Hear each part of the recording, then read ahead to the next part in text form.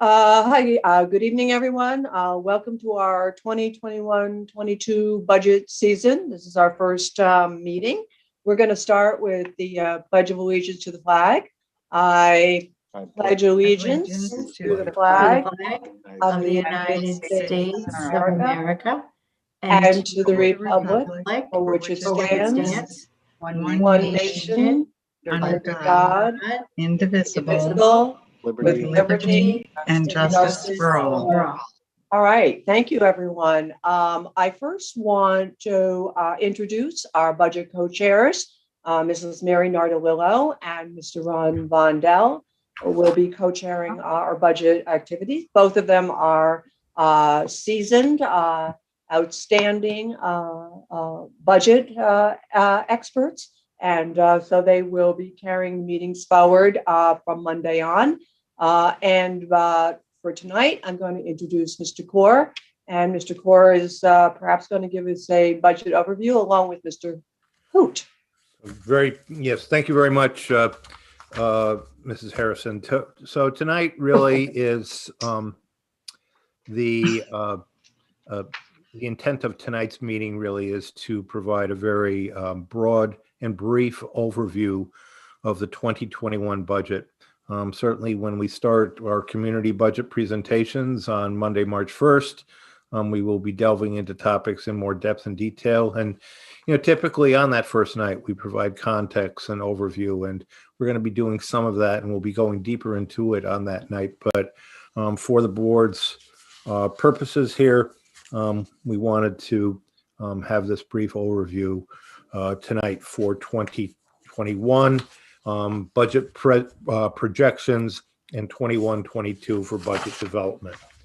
So, Jane, if you could bring up our slideshow here, that would be great. Okay, Can you see it?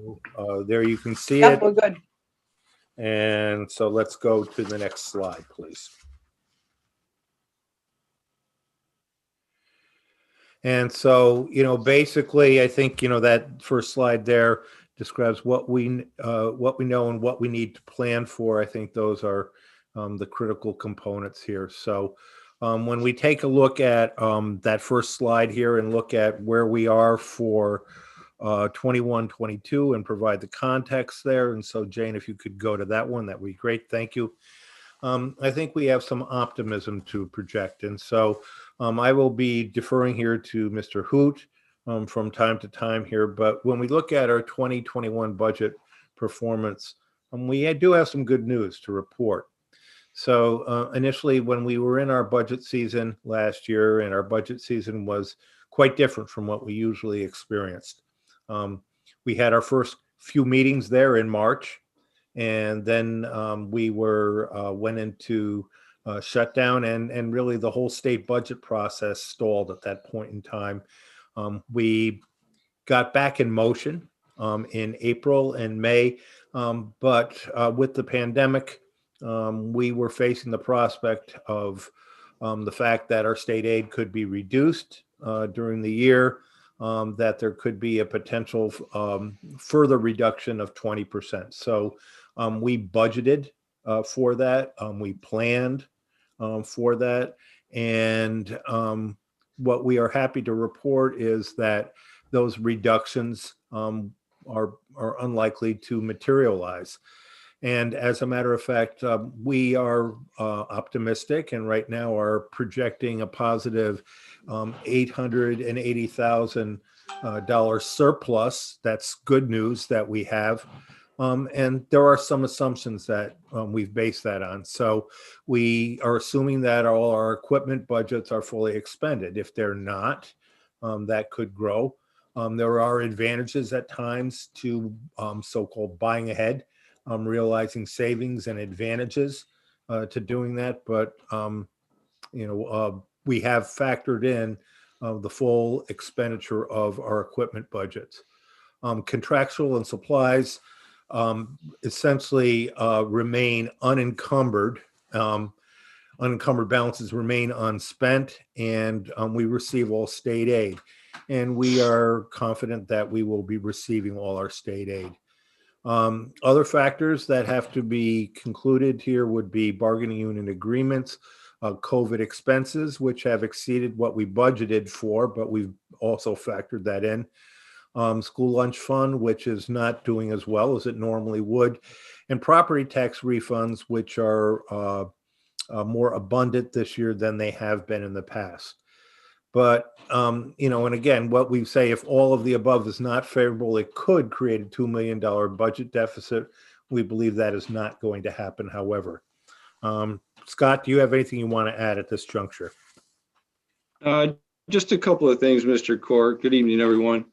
You may recall, as Joe mentioned, last year as the budget was being developed, there was great concern about the status of state aid and the receipt of it in 2021. And we did plan for a 20% reduction in our foundation aid, which is about $2.4 million. And we filled that gap by utilizing additional fund balance in that same amount of 2.4 million.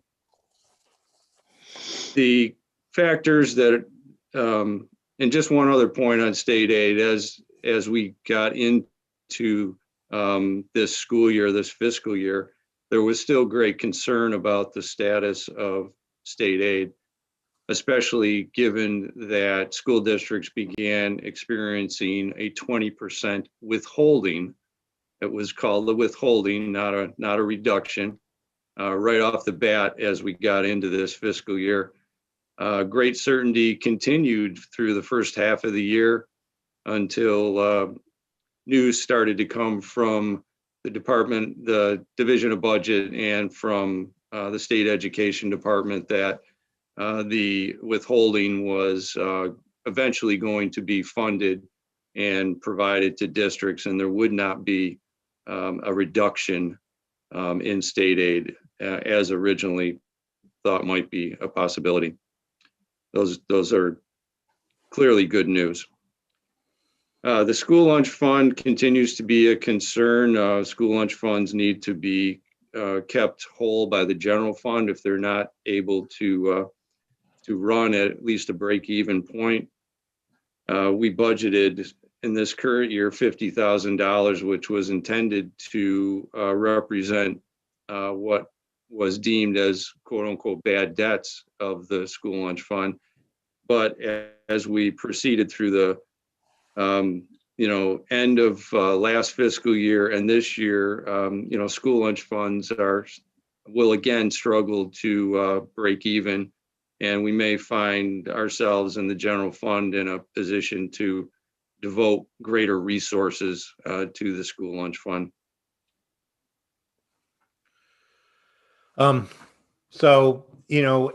terms of our budgetary performance this year, I think we remain overall optimistic, and we are anticipating a surplus. Could we look at the next slide, please?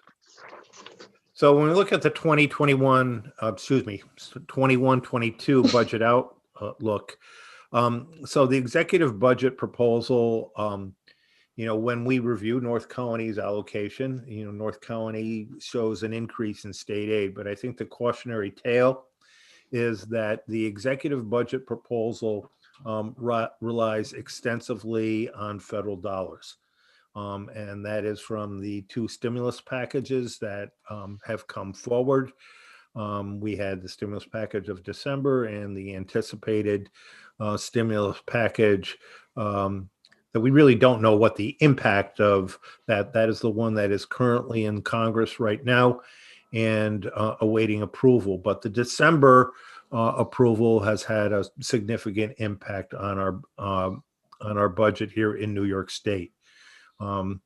Needless to say, federal dollars are used here in this case not to supplement but to supplant state commitment. If you remember last year, when we began the budget season, and this was prior to COVID-19 breaking out, the state anticipated a $6 billion hole, and that was in supposedly good or normal times. That subsequently has grown to a gap of $14 billion. but the coronavirus relief acts passed by the federal government back in last spring, this December, and anticipating now are going to have a positive impact. So we know that we have, as a school district and as a state, utilized the first two relief acts to essentially plug the gaps in budgeting. And we don't know what the impact of the third stimulus would be, what the nature of that stimulus will be, how much it is, how much will New York State get, what it will be targeted for, and so on. But that is, I think, a big part of the story of this year's budget. Our property tax cap this year, which is related to the consumer price index, our tax cap is about 1.23. When we will be doing the calculations later on, we'll show what our calculation is. Our calculation will still calculate out under 202%. In North County, we experience assessment growth. And so when we look at the actual tax impact, we'll factor all of that in and be able to articulate that. Our annexation aid, this is the final year payment of annexation aid from Maplewood. That is a last payment of $285,000. And I know there are members of our Board of Education who have been with us through the entire time of the Maplewood annexation, beginning on July 1, 2008. That was a 14-year extension of that aid. And that aid reached its peak in the first 5 years and then essentially incrementally declined over the next 9 in about 11% increments. And this is the last year of that annexation aid. And we were very grateful for that, especially during the last recession, the one that began in 2008, 2009, and continued to impact school funding 2010, 2011, 12, up through 2014. Retirements this year. Last year was a record year for retirements in North Colony. We are exactly at a third of that level this year. And so we anticipate 11 retirements compared to the 33 that we had last year. So certainly that has factored into our budget planning. Scott, do you have anything you want to add to this particular slide here? I do not, Mr. Core. So let's go to the 2021-2022 budget outlook here. And this gives us a breakdown here. At this time, I'm going to be deferring to Mr. Hoot extensively as we go through this to take a look here at exactly what is occurring here. So I can give you some broad brush perspectives here. Scott, feel free to intercede at any time, and then I will turn it back to you, of course, to elaborate. Some noteworthy things. Foundation aid remains flat in this year's budget. There is no increase in foundation aid. Services aid, this is a big highlight of this year's budget. So there are 11 expense-based aid. They include BOCES aid, they include transportation aid. And you may remember us discussing this last year. And we discussed, and this was a similar move that was attempted last year unsuccessfully. We did parse out those aids. We're not so certain that's going to happen this year. But those 11 expense-based aids have been collapsed all into one category called service aid. And we know for a fact that those services aids have been reduced, and they have been reduced in North County. They show an increase, and we do have some substantial increases in spending with the BOCES, most probably our number one area there. So we are still showing an increase in these services aid, but the collapsing of services aid, the 11 different expense-based aids into this one category has resulted in what you see here. So in actuality, it is an actual cut statewide. It's a reduction in the funding there. And in addition, it makes the budgeting forecasting process more difficult, because with the expense-based aid, that was always a revenue source that school districts knew exactly or pretty precisely what was coming their way. They knew what they expended in those particular categories, and they knew what the aid ratio was coming back. And now that seems to have, by merging all these aids, that is not apparent anymore. When we look at building aid, that's up slightly. The reorganization aid, or the incentive that came as a result of the annexation of Maplewood, we can see the $285,000 plus decline there. And, next year represents, again, the last year of that. Excess cost aid and public and private excess cost aids. These are aids that the state supplements when we have to put students in placements, either public or private placements. And so the state helps support students, most of them in special education, who fit into that category. The pandemic adjustment, that is not a factor in this year's budget.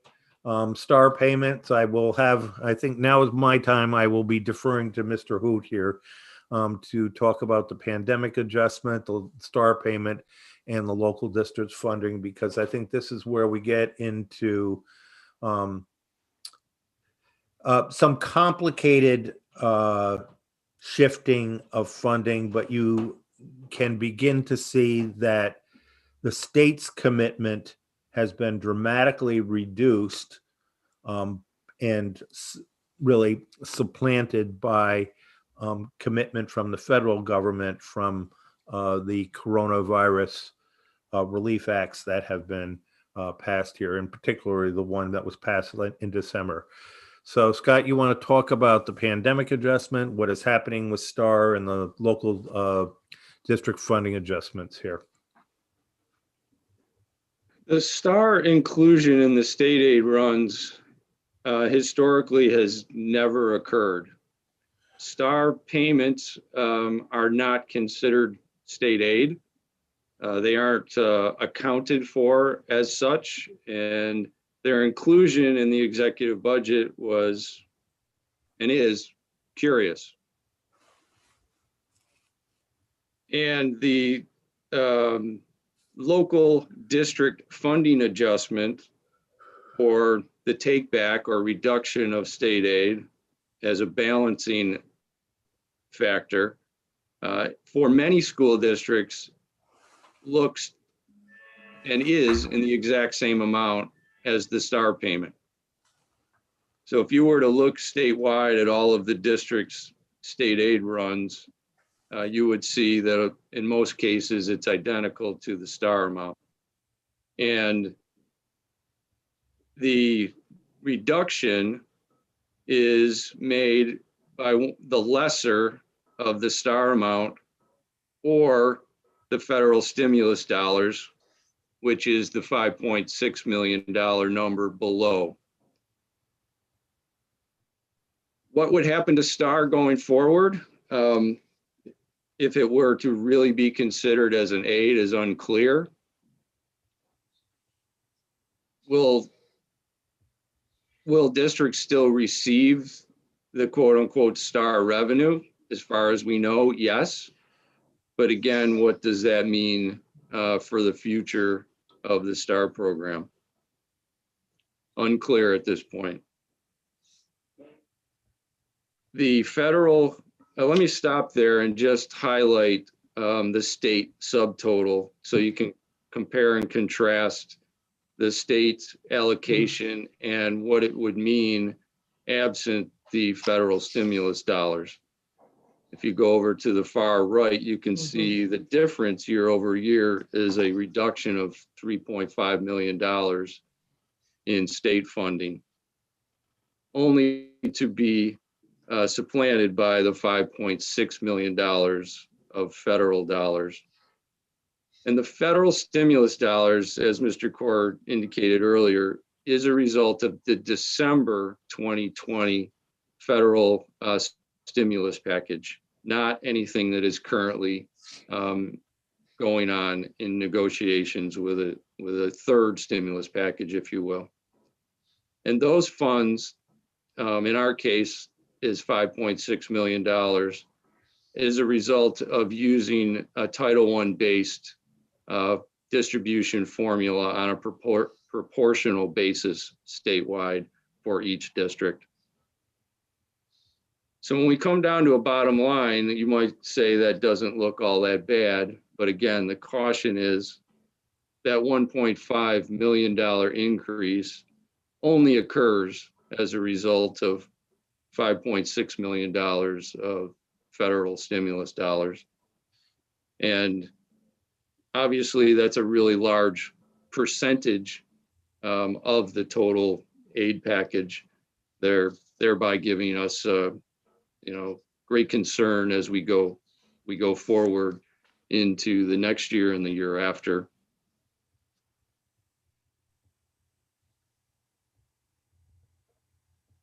You're muted, Mr. Core. I apologize for the complexity on this, but if you take a look at that local district funding adjustment, okay, that is equivalent to the state star payment. Okay, and as Mr. Hoot previously said, it was the choice of the lesser amounts, either the federal stimulus money of 5.6 million or the local district funding adjustment. So what was taken away was a local district funding adjustment, that $4,090,000 number that you see up there. So you subtract that from the COVID-19 supplemental stimulus of $5.66 million. And that gives you our state aid being represented as a $1.58 million increase. So Scott, can I just ask for clarification purposes? So the star payment that is included in our aid, there was no explanation as to why that is happening now when it's never happened before? There's speculation that it may have to do something with a maintenance of effort requirement on the distribution of the federal dollars. Okay. Do we have a reason why the dollar amount for STAR for 2021 is lower than 2021, 22? Why are the numbers lower? Sorry, I got my. There has been a movement by the governor in past years to move more taxpayers to the check-based rebate, if you will, versus the exemption method on your tax bill.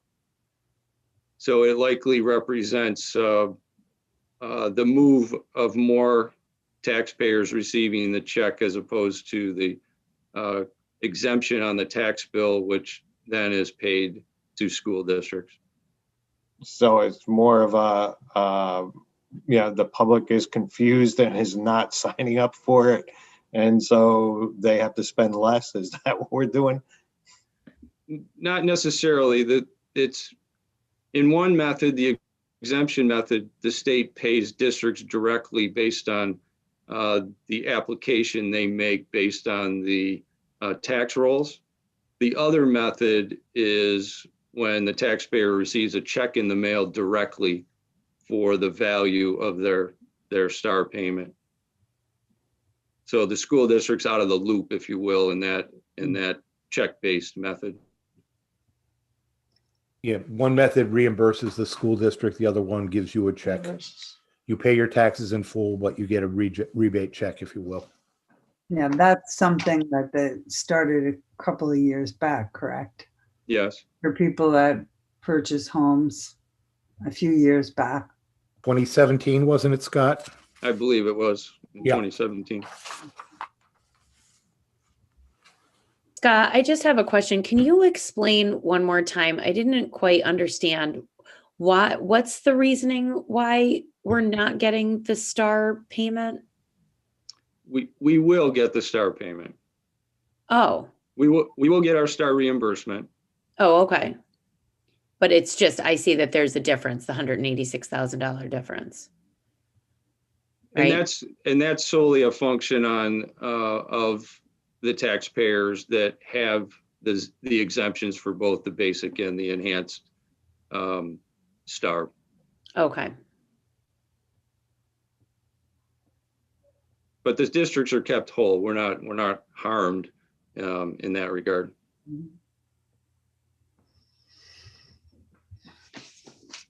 Any other questions here? Can we go to the next slide, please?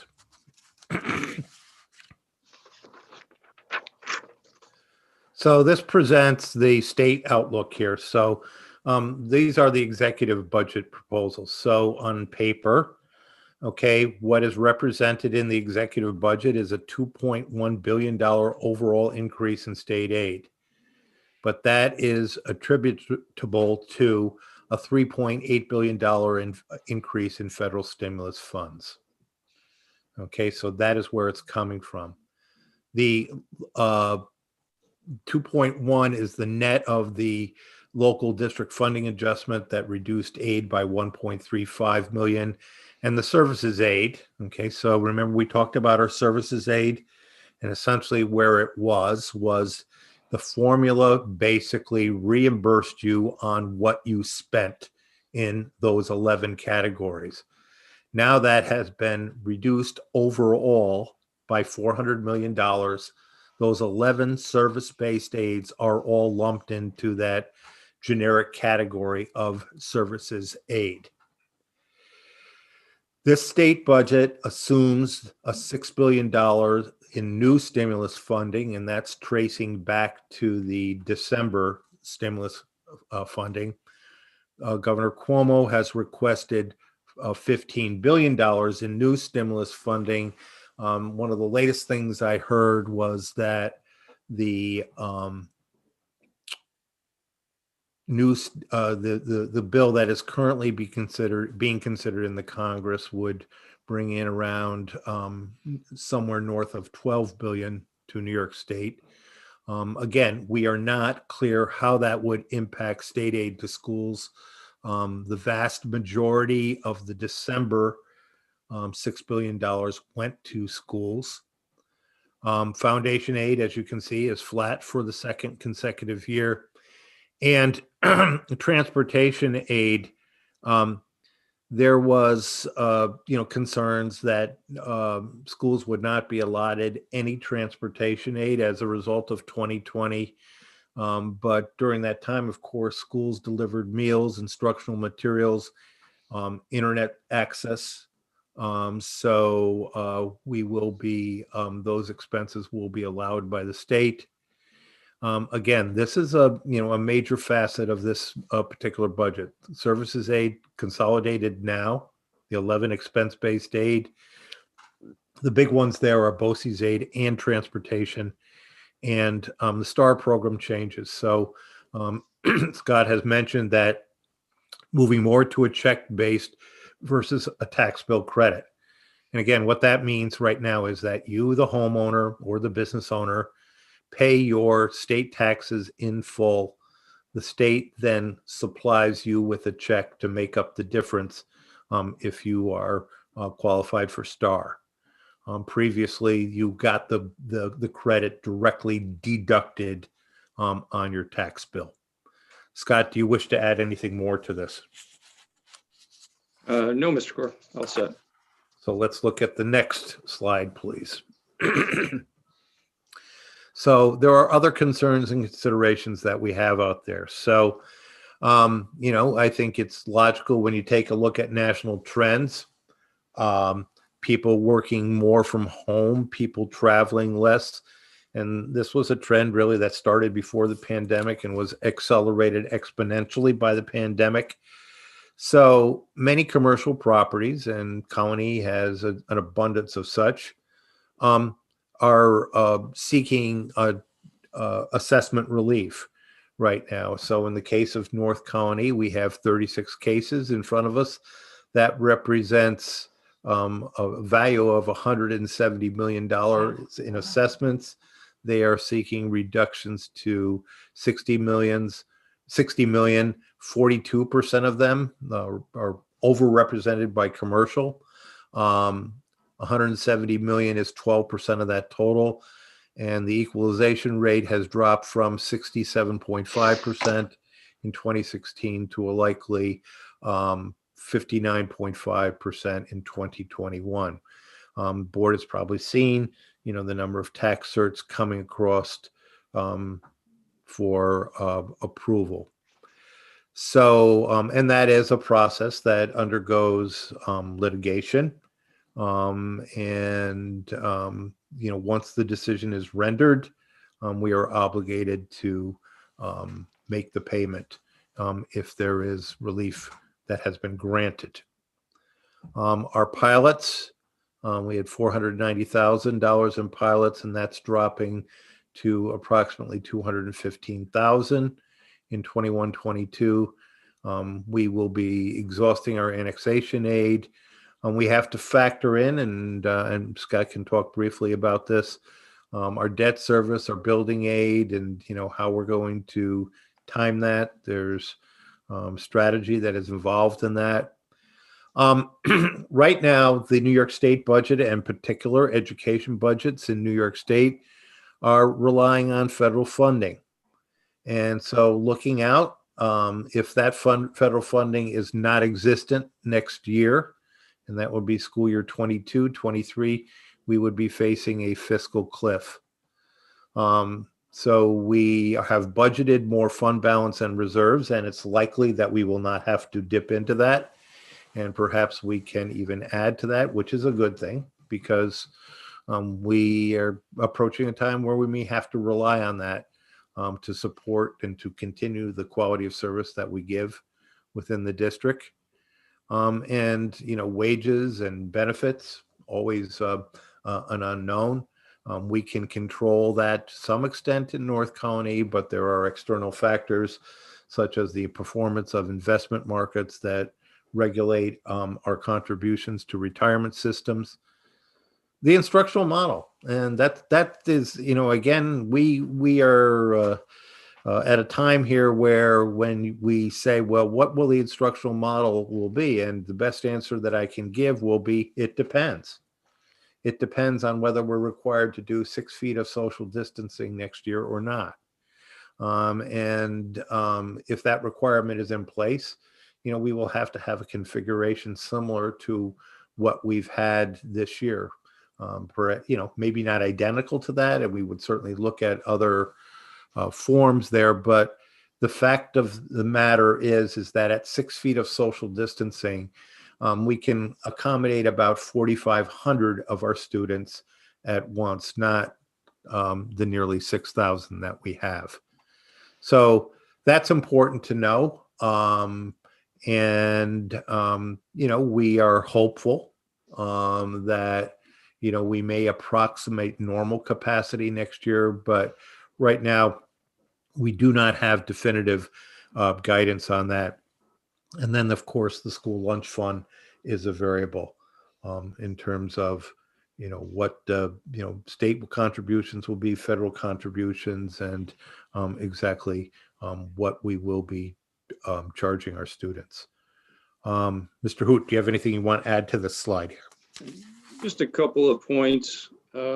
Certainly, as we move through the course of the meetings in the month of March, we'll dig into greater detail and many of these topics, particularly the debt service and building aid, as the capital project is nearing its close as we get through the upcoming summer and fall. And we'll talk in greater detail about the status of the project, where we stand in the budget, the borrowing plan, and the associated building aid that will come from that with filing final cost reports.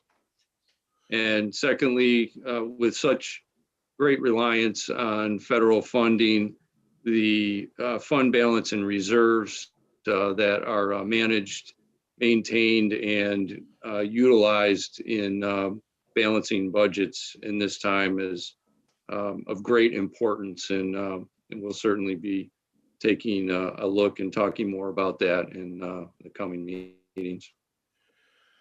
So I think as we look going forward, I think what we hear from our community, we hear, a desire for students to come back into school. We hear a desire for students to experience a sense of normalcy in terms of their ability to establish relationships, in terms of their ability to participate in extracurricular activities and the like. That is always counterbalanced by the demands of the pandemic, public health, and the need to operate safely. But we are also, know that, from what we hear, our public is concerned about the mental health of their children. Our public is concerned about maintaining programs. And in particular, you hear a lot of speaking about the arts, music, the fine arts of painting and sculpture and photography, athletics, performing. All of those programs are very valuable. And, so our task right now is to maintain programs, meet students' social emotional needs, and yet keep a very, very watchful eye on the future and on a potential fiscal cliff that we could be facing the year after this particular budget. Mr. Hoot, do you have anything you want to add? Ms. Skills, do you have anything you want to add as well? Nothing from me, Mr. Corr. So if we want to, so we are going to begin our community budget process on Monday, March 1st. So Jane, if you could turn to the next slide here for timeline and procedure. So we have a budget module, and our administrators have been inputting in that, and we've been holding throughout this month of February meetings with different department supervisors where they've been presenting their budget pretty much as rollover budgets from the previous year. We are going to have our public budget meetings. Our first one will be March 1st. That is Monday, followed by the 8th, the 15th, the 24th is an extra meeting if we need it, the 29th, and April 12th. Typically, one of the most important nights is our staffing night that is held towards the end. So that is going to be most likely on the 29th of March. And then, we submit the finalized budget to the Board of Education for line item submission and approval on the 12th. Any questions from the Board of Education?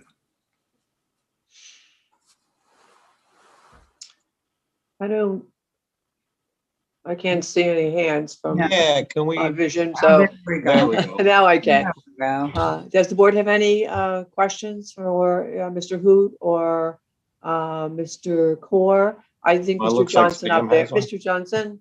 Yeah, I'm always the one with the question. And I think, Mr. Corr, you covered this, but the service-based aid bucket that the state created, you mentioned that it represents a cut. Was that cut just statewide? Because you said our number is up. At least the line on the budget looked like it was up. Yeah. Is that something we can expect to not if further increases, but should we expect a loss in the future? Was that just a quirk that it's up this year? So it's interesting. Okay, so it's represented as an increase for us, but it's not the increase it should have been. Okay. If that makes sense. Yes, it does. Thank you. So that's part of it, and I think that is the concerning thing about this particular move by the state of New York, in that that was one element of predictability that we had in our budget that we really no longer have. And so by the new formulas, And by our expenditures, yes, it shows us as an increase, but it's not the increase we should have anticipated. Okay. Do we know what that increase is? Well, it should have been. I think we do. And if we don't know now, it's okay. You No, know, I'm going to, I don't know, Scott, if you find it sooner than I do, that's great too. Let me see if I can dig it out. It was in the area of about 500,000. $581,697. And so that now becomes another sort of black box bucket, the same way Foundation Aid was before, where the state has their formula and they just assign us a number each year. Yeah, that's Yes. pretty much it. Yes.